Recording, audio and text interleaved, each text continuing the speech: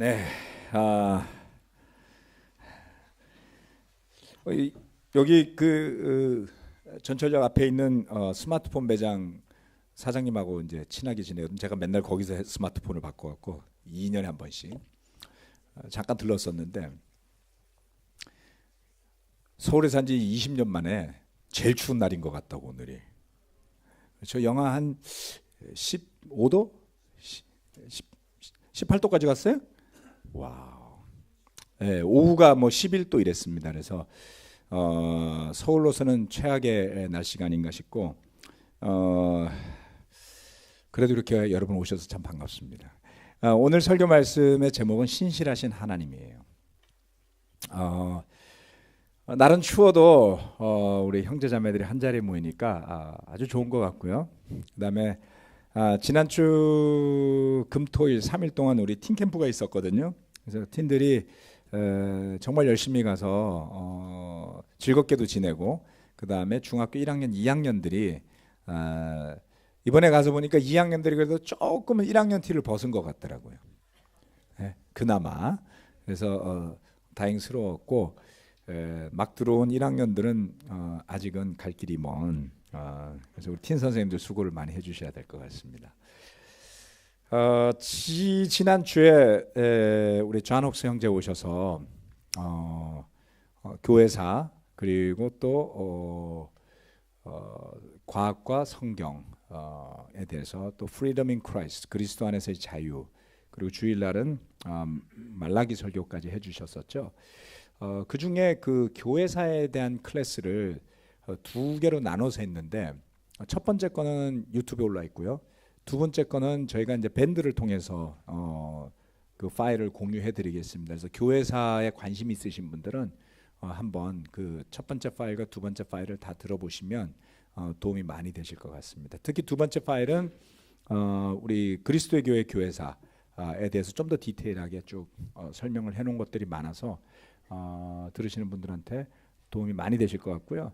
여러분들이 공부하시다가 궁금한 점들이 있으시면 저한테 문의를 해주셔도 좋고, 그 다음에 교회사에 대해서 좀 많이 하신 분들이 우리 형제들 가운데 누가 있으신가요? 제가 이번 주 바이블 등장 미팅 때 한번 물어봐야 되겠네요. 그래서 교회사에 대해서 좀 많이 관심을 갖고 공부하신 분이 있으면 제가 추천을 해드리도록 하겠습니다. 그 존 옥스 형제 오셔서 설교할 때 제가 말라기서를 원래는 이제 히브리서를 하는 걸로 저는 이해를 하고 파워포인트를 미리 받아서 이제 우리 박정호 형제가 번역을 열심히 해놨었거든요. 근데 그건 대구 가서 하시고 토요일날 저녁 늦게 말라기서를 보내줬어요. 그래서 고민하더니 말라기서로 하자고, 그래서 그거를 토요일 저녁에 받아가지고 급하니까 뭐 부탁할 데도 없고 제가 번역을 해서 그 다음날 레슨을 진행을 했습니다만은 여러분들은 그 말라기서 들으면서 어떤 게 제일 마음에 와닿으셨어요? 예? 뭐에 대해서요? 온전한 헌신, 그렇죠? 예. 굉장히 솔직담백하고 굉장히 스트레이트포워드한 그런 설교였죠, 그렇죠? 예. 그래서 말라기서 설교하기 쉽지 않습니다. 내용이 어려워서라기보다 제가 목회를 하면서 헌금을 주제로 놓고 설교하는 게 제일 껄끄러워요. 예. 하기는 해야지 되는데, 그래서 제가 작년에는 한 번인가 했었죠.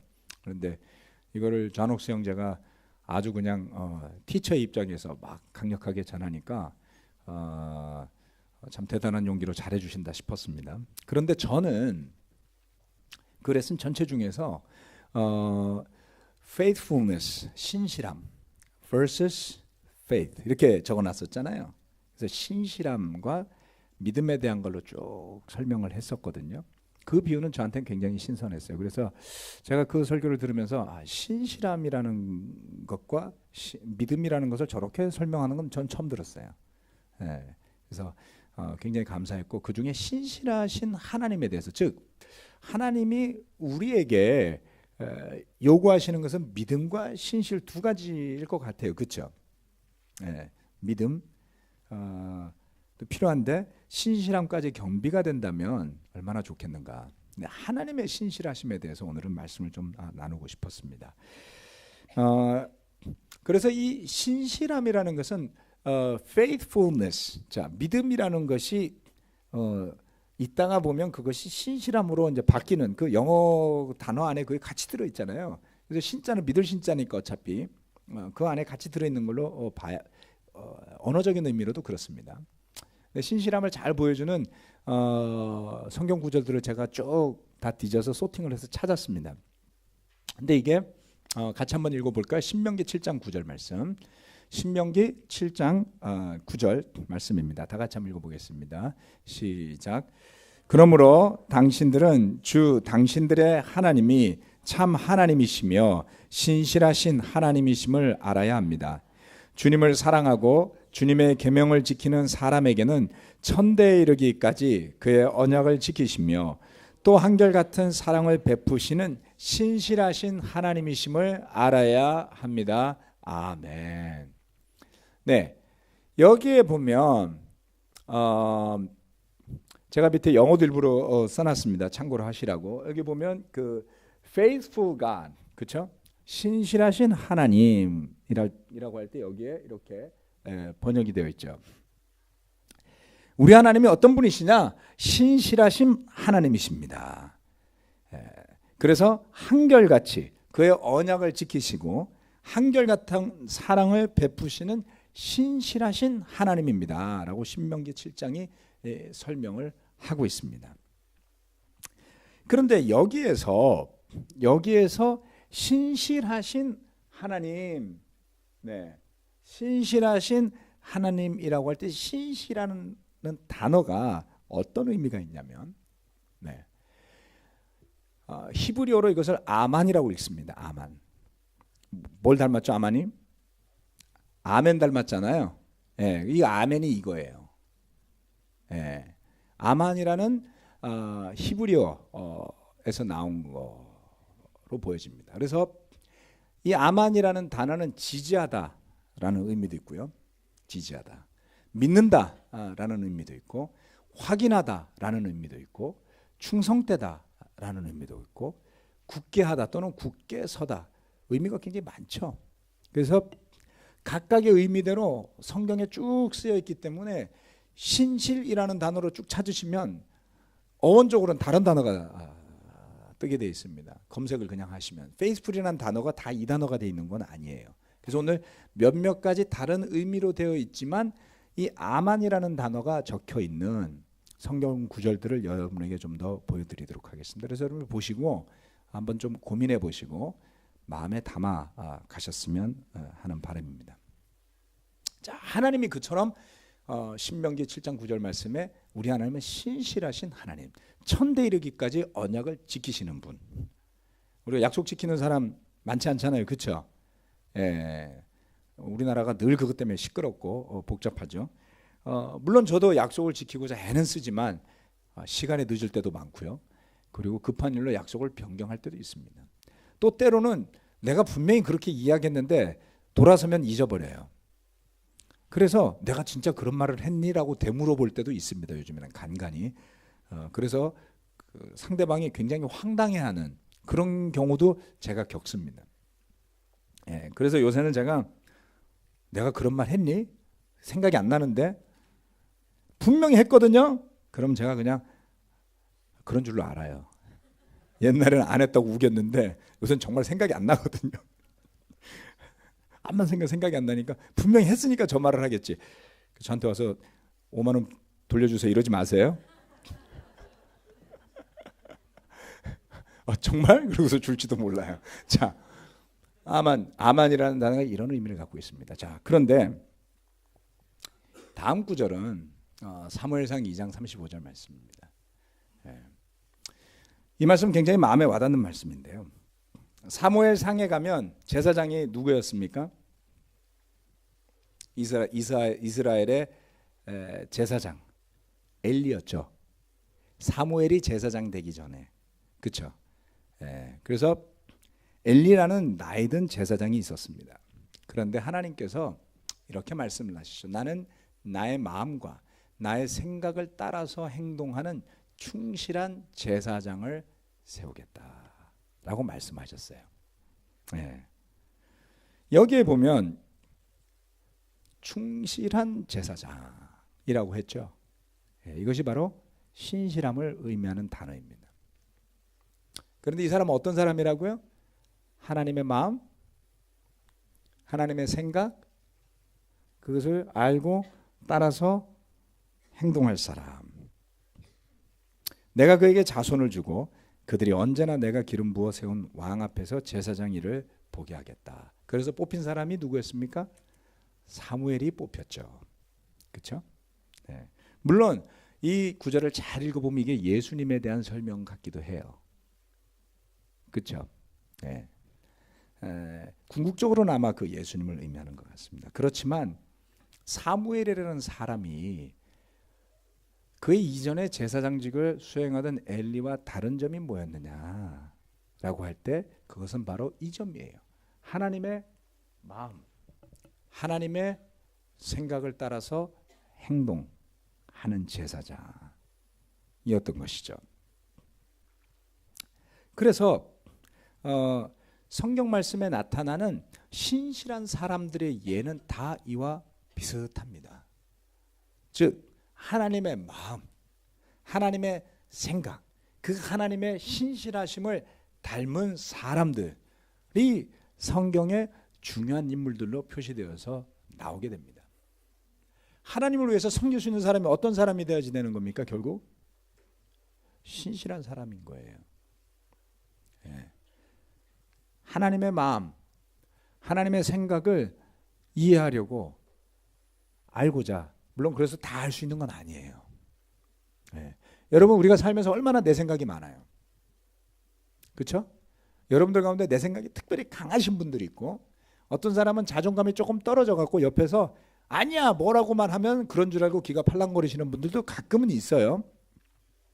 근데 많은 분들이 자기 생각이 굉장히 강합니다. 그리고 그 생각을 투영해서 세상을 보려고 하시는 분들이 저를 포함해서 이 가운데 많을 겁니다. 그런데 우리가 진정으로 고민해야 할 것은 말씀을 묵상을 왜 하죠? 그 말씀을 묵상하면 그날 하루 복이 쏟아질까 봐. 여러분 복음을 잘 따라가면요 여러분이 원하던 복과 다른 복을 받으실 수 있어요. 진짜 하나님 주실 수는 있어요. 근데 그런 걸 바라시면 안 되는 거죠. 하나님의 마음, 하나님의 생각을 내가 이 말씀을 접하면서 조금이라도 느끼고 볼 수 있다는 것 때문입니다. 그렇게 말씀을 접하는 시간이 그래서 소중한 거죠. 하루 종일 내 생각 속에 하루 종일을 머리를 굴려서 생각을 해보신들 결론이 뭘로 나겠습니까? 여러분도 속으로 아실 거예요. 저도 알고 있거든. 내 하루 종일 생각의 결론. 결과적으로 말씀은 되게 피곤해요. 그리고 내 하루 종일의 생각의 결론은 대체로 불평이에요. 내 뜻대로 안 된 것들에 대한 불평들이 많죠. 그런데 말씀을 잘 읽고 나면 그런 생각이 좀 사라지죠. 하나님이 기뻐하실 만한 일들, 하나님이 흡족하게 여기실 만한 일들, 그러한 생각, 그러한 마음을 하게 되면 어느 틈인가 제 마음도 그렇게 하나님의 은혜 가운데 변해가는 것을 많이 느끼게 되지 않습니까? 자, 그래서 사무엘상 3장 20절에 가면 그래야 단에서 브엘세바까지 온 이스라엘은 사무엘이 주님께서 세우신 confirmed라고 제가 써놨습니다. NIV 성경을 보면 attested라고 되어 있는데 세우다, 굳건하게 하다. 조금 전에 그것이 아멘이라 그랬죠. 하나님께서 아멘이라고 말하는 예언자가 사무엘이 되었던 것이죠. 우리만 하나님께 아멘이라고 말하는 게 아닙니다. 우리가 기쁜 마음으로 하나님의 뜻에 합당한 그 믿음의 길을 가게 되면 하나님께서 우리를 굳건하게 세워주시는 사람으로도 설 수 있다는 뜻이죠. 물론 그 공을 우리에게 돌리시면 망합니다. 자, 다음 구절은 이제 다윗에 대한 이야기인데요. 이 말씀은 굉장히 의미가 있습니다. 사무엘상 22장 14절 말씀인데 아히멜렉이라는 사람이 이렇게 답변을 했죠. 임금님의 모든 신하들 가운데서 다윗만큼 믿을 만한 사람이 누구입니까? 더구나 그는 임금님의 사위인 동시에 경호실장이며 이 궁중에서 매우 존귀한 사람이 아닙니까? 진실을 말했죠. 예. 그러면 죽어요. 그런데 놀라운 것은 뭐냐면 여기서 다윗을 어떻게 묘사했냐면 as loyal as David. 다윗만큼 충성된 사람, 믿을 만한 사람이라고 한 것이 그것이 아멘이에요. 예. 그런데 우리는 하나의 아이러니를 보게 됩니다. 사울 왕은 가장 충성되고 그 왕에게 가장 로열, 신실한 사람을 적으로 삼죠. 죄인으로 몰아세우지 않나요? 왜 사울 왕이 그랬을까요? 질투, 시기, 자신의 자리에 대한 위협이라고 생각했기 때문이죠. 다윗은 그럴 생각이 없었죠. 그러면 사울은 하나님을 믿지 않았던 건가요? 사울도 이스라엘 사람이고 하나님을 믿고 있었어요. 그렇지만 그를 왕으로 세워줬을 때 사울은 기꺼이 왕이 되고자 나간 사람이 아니라 도망갔던 사람이에요. 그렇죠? 두려웠죠. 그런데 왕이 되고 나니 하나님보다 왕의 자리가 더 중요해진 거죠. 하나님의 마음을, 하나님의 생각을 중심으로 여기는 왕이 아니라 이제 왕의 자리가 더 중요한. 그래서 사무엘 예언자가 이야기해 준 말씀에도 순종하지 못하는 자기가 중심이 된 왕이 되게 되죠. 다윗이 그렇게 충성된 신하였습니다. 뿐만 아니라 왜 안 넘어가죠?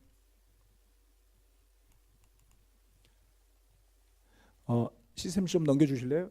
이게 안 넘어가네요.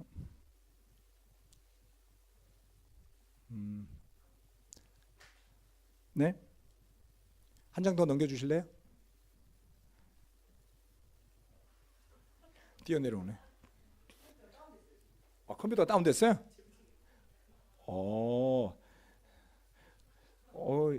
컴퓨터가 아멘이 아니네.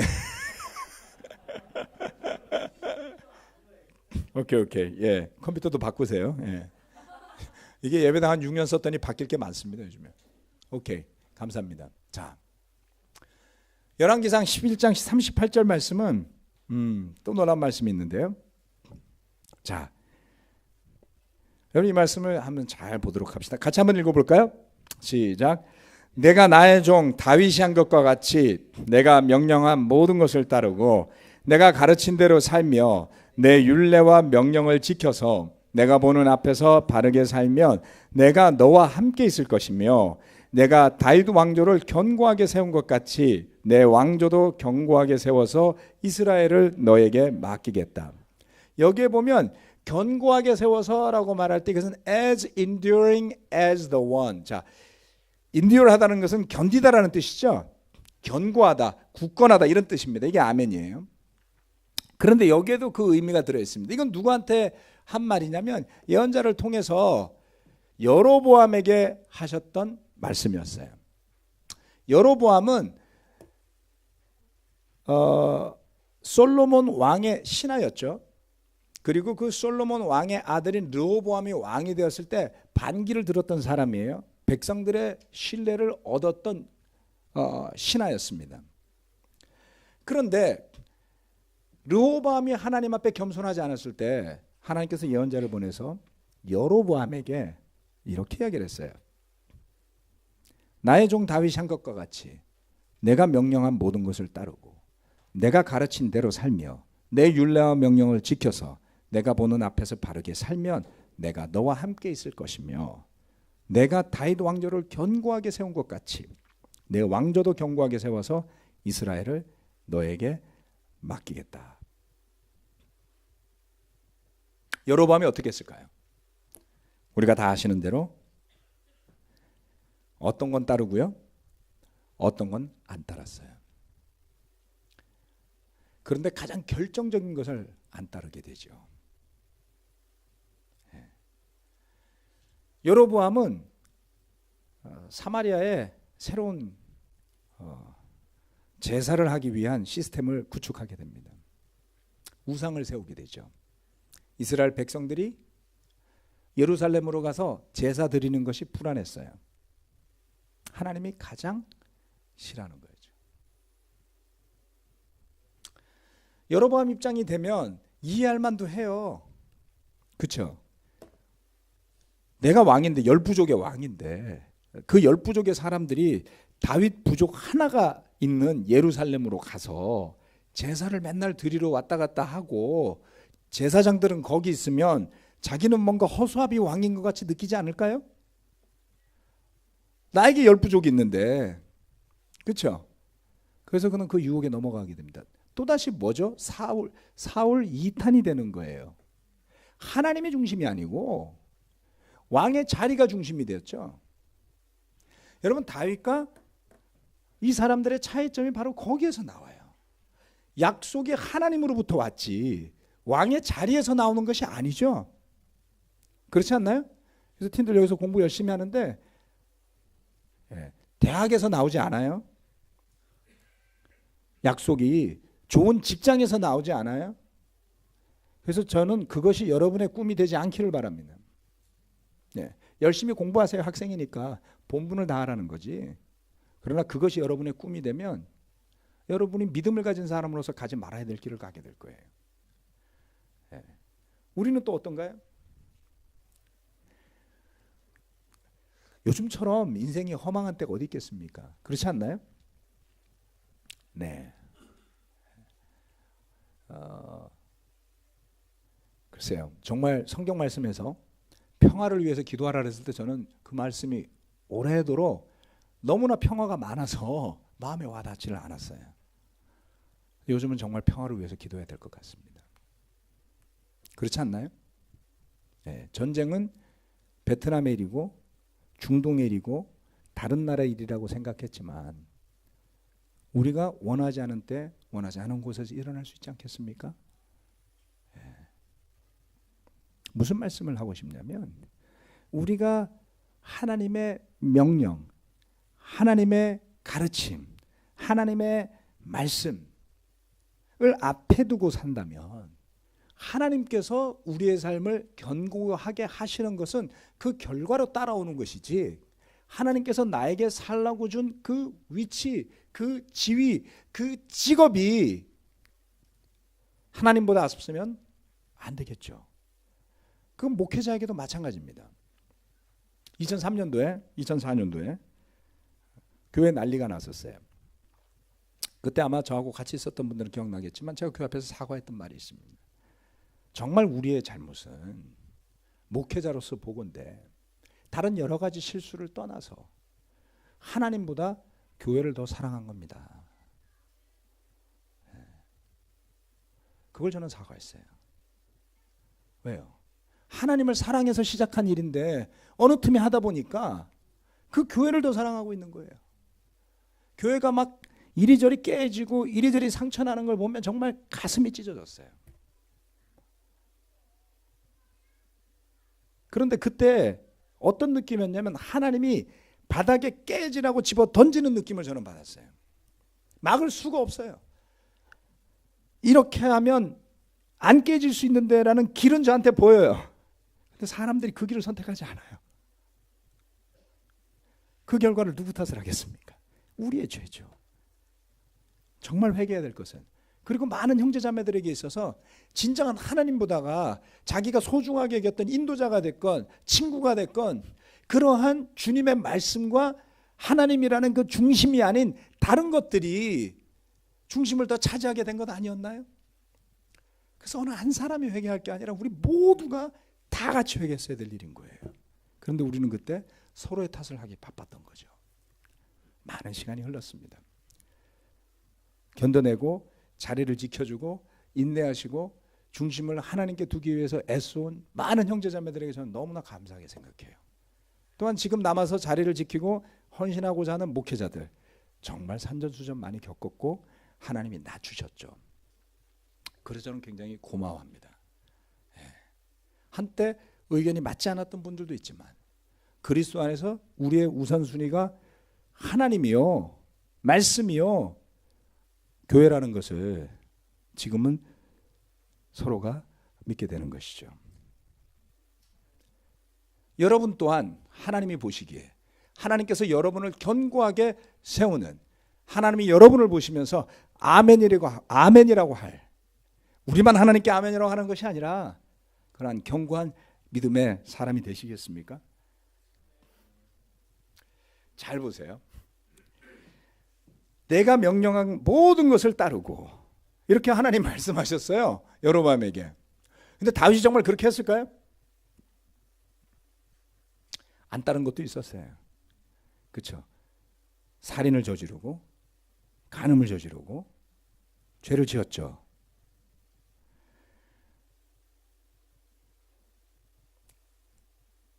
정말 무엇이 핵심일까요? 하나님이 보아주시는 믿음에 따르는 우리의 신실함의 정의는 과연 무엇일까요? 저의 해석은 이렇습니다. 여러분들도 한번 해석해 보세요. 어떤 사건이 일어날 때 우리는 우리 마음의 중심이 정말 어디에 있는지 판단하기 되게 어려워요. 어떤 문제가 터질 때 이렇게 판단할 수도 있고 저렇게 판단할 수도 있습니다. 그런데 긴 시간이 흘러요. 그렇죠? 긴 시간이 흐르고 보면 그 사람의 마음과 믿음의 중심이 드러나요. 한 발자국 걸을 때는 방향이 없어요. 여러분 10발자국을 걸어가 보세요. 여러분이 앞으로 갔는지 왼쪽으로 갔는지 차이가 날 겁니다. 100발자국, 1년, 2년, 5년, 10년을 걸어가시면 그 끝이 많이 달라져 있을 겁니다. 하나님에 대한 신실함은 이와 같은 것 아닐까요? 우리가 벗어날 때마다 누군가 옆에서 그것을 붙잡아주고 다시 세워줄 때 돌이키고 돌아오는 것이요. 다윗이 엎어지고 넘어졌지만 그는 끝까지 가지 않았어요. 회개하고 돌아왔죠. 하지만 안타깝게도 사울은 죽는 순간까지 자기의 길을 갔어요. 사울에게 있어서 후회도 있는데 회개하고 돌아오는 것이 없었을 뿐이에요. 여로보암은 어땠을까요? 그는 결국 왕이 됐습니다. 그렇죠? 하지만 그는 하나님을 기쁘시게 하는 왕이 되지는 못하죠. 시간이 흐를수록 그 앞에 드러나는 신실함이 있더라는 겁니다. 이건 넘어갈까요? 네, 양이 좀 많네요. 자, 그래서 아브라함도 그와 같은 평가를 받죠. 하나님 앞에서, 주님 앞에서 신실하더라 아브라함이. 그렇죠? 그런데 우리가 아브라함의 약점을 이야기할 수 있지 않습니까? 뭘 이야기하는 겁니까? 인간적인 눈으로 눈꼽만 치도 실수가 없는 완벽한 사람이 되라고 하는 게 아니죠. 때로는 여러분 우리 서로에게 그거 요구하는 거 아시죠? 여러분 그거 요구해요. 부인들은 남편한테 그거 요구하세요. 잘 보면 남편들도 무언 중에 아내가 무한정한 희생을 해주기를 기대하고 요구할 때가 있어요. 둘 다 정신 차리셔야지 됩니다. 또한 목회자는 형제자매들에게 무한한 헌신을 해주기를 바라고, 우리 형제자매들은 목회자가 눈꼽만 치도 결점이 없는 사람이 돼주기를 바라는 이런 게 문제라니까. 그렇지 않겠습니까? 우리가 그것이 얼마나 인간적인 것인지 아셔야지 됩니다. 그래서 하나님께서 말씀하시는 그 신실함, 마지막 구절을 보고 마치겠습니다. 이사야서 49장 7절 말씀 같이 한번 볼까요? 시작.